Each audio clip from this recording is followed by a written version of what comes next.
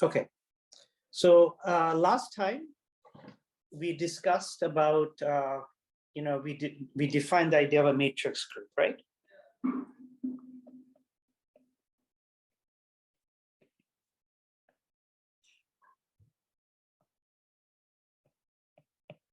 We talked about matrix group, and we talked about the idea of a representation.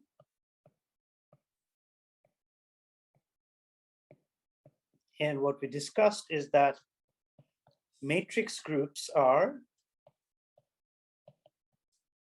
defined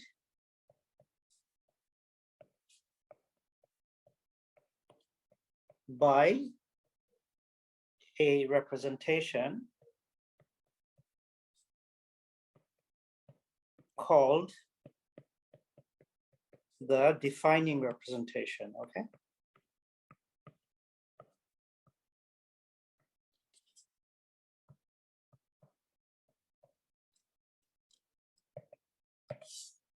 Okay, great. So, so today what we will do is that we will discuss some different kinds of matrix groups, some examples, okay? Today and maybe part of the next lecture. Okay. So the topic is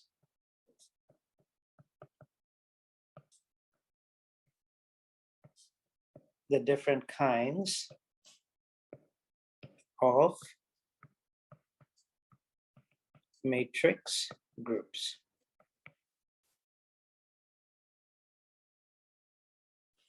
Okay. So we have already met the matrix groups, say GLnR and GLnC. Now, can someone tell me what is the definition, say, of one of these groups? How are they defined? Say, for example, how is this group defined? GLnR.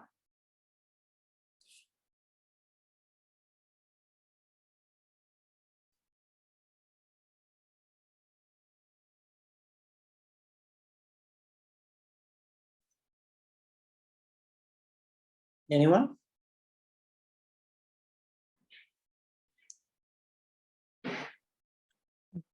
General N cross N matrix যেগুলোর value আসতেছে real number থেকে General linear N cross N matrix yeah, good. যেখানে হচ্ছে entries are from real numbers, right?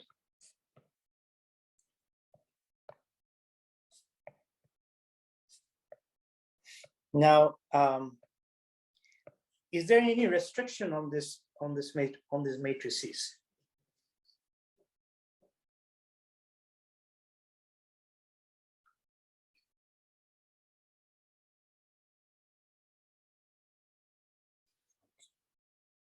So suppose that M was an element of GLnR. Does M have to satisfy any condition? It can't have a determinant of 0. Sorry? It can't have a determinant of 0.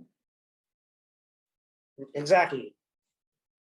That the determinant of M has to be non-zero. Cano? Why is it so? It has to have an inverse. Exactly. Otherwise, M inverse won't exist. And M inverse under matrix multiplication is going to give me this, this equation, right? Very good. So similarly, GLnC is exactly the same thing, but now the entries are complex. So what is the dimension of the matrix group GLnR?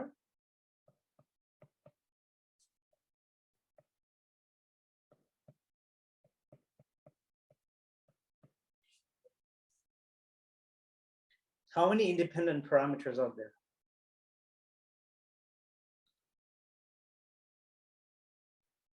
n square minus 1. Y1 and y minus 1.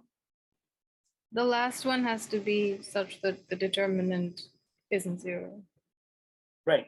So although this is a restriction, this is not an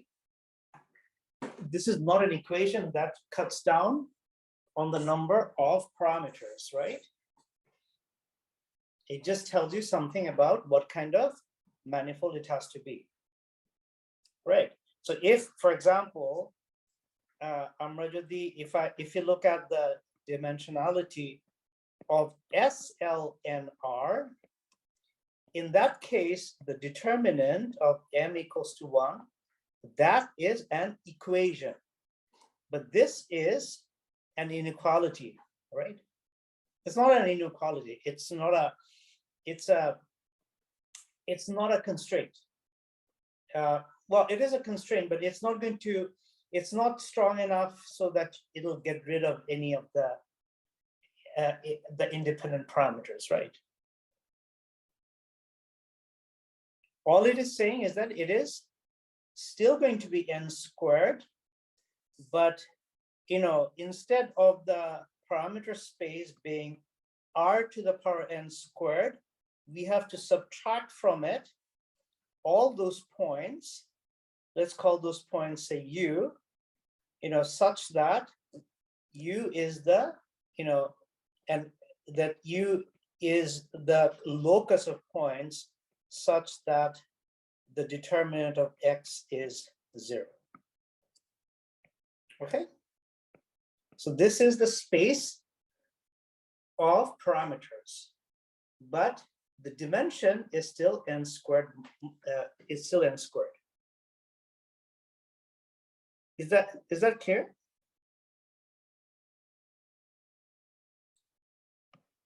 So it's like saying, for example, suppose we have a two-dimensional plane.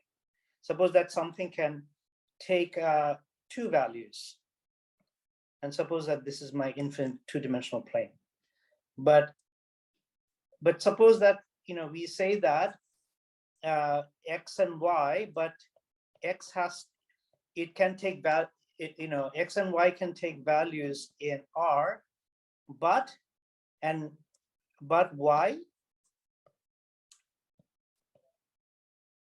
y is, say, positive.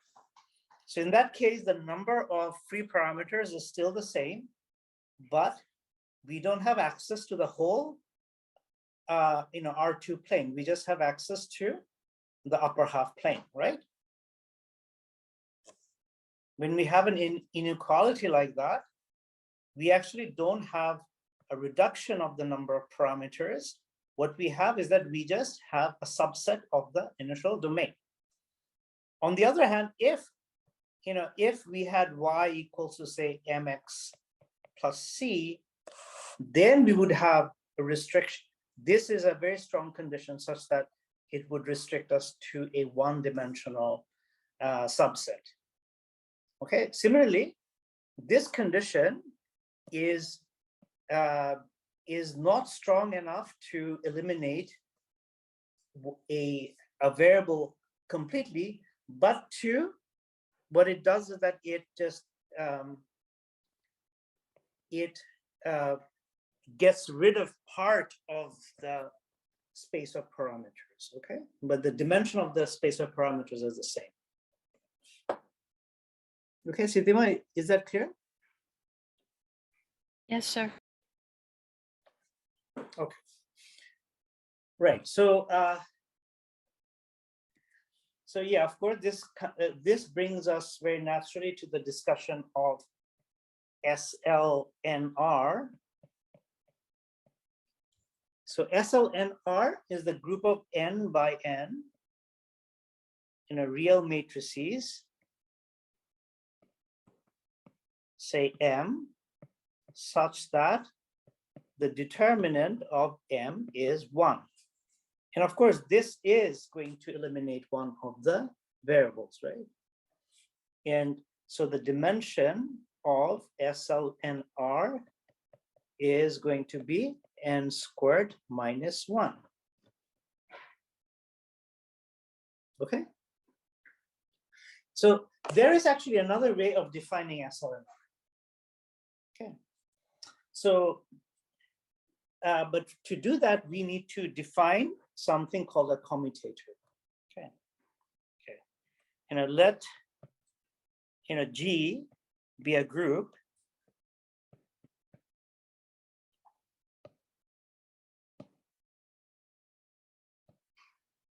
say group.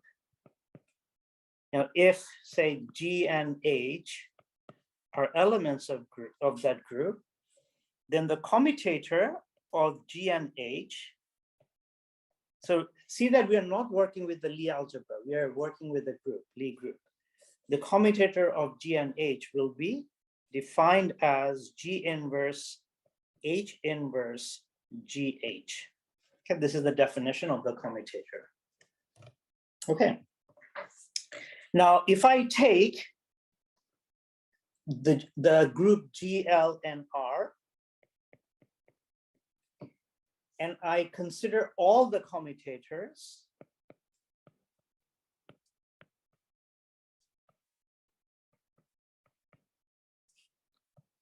and their products, then that generates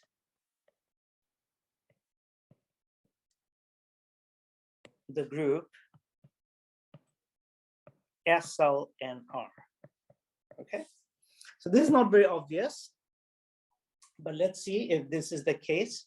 So suppose I have GH, where both G and H are elements of GLnR.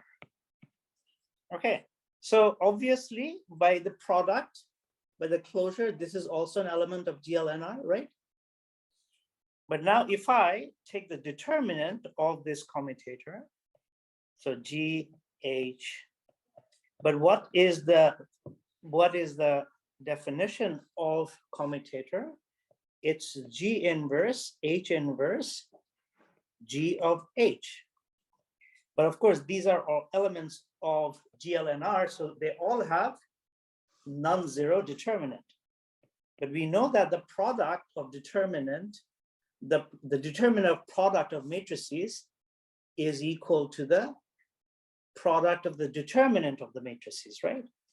So that means that we'll have determinant of G divided by determinant of G, because the determinant of G inverse is 1 over the determinant of G, right? And then determinant of H divided by the determinant of H, therefore it's 1. So we see that the commutator of all the elements of GLnR have determinant 1. And therefore, all the elements of GLnR, which are of this form, are part of SLnR, right?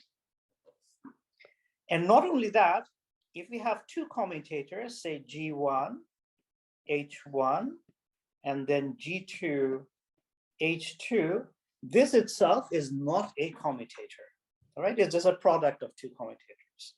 For general elements G1, G2, H1, H2, it's easy to see it is not a commutator. But if we take its determinant, by the very fact that each of this determinant of each of this commutator is 1, we see that the determinant of this thing is also 1.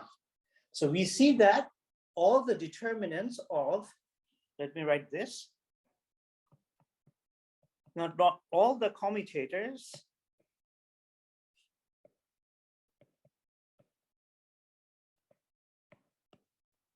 of GLnR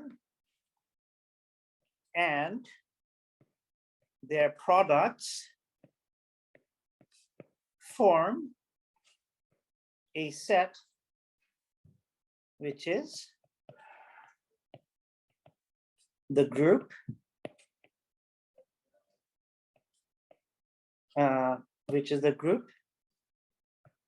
SLnR.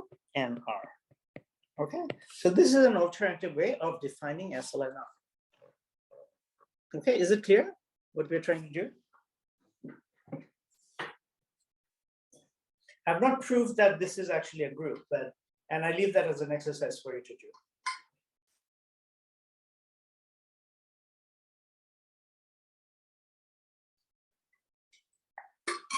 Okay, but is it clear that the commutator of GLnR form elements of SLnR?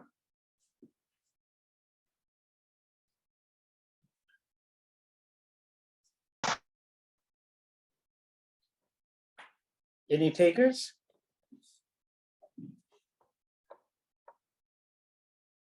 Do I need to be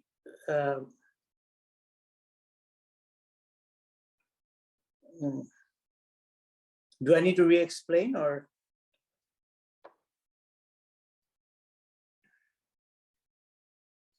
Okay.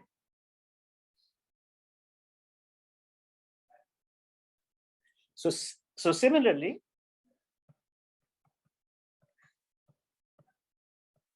we can define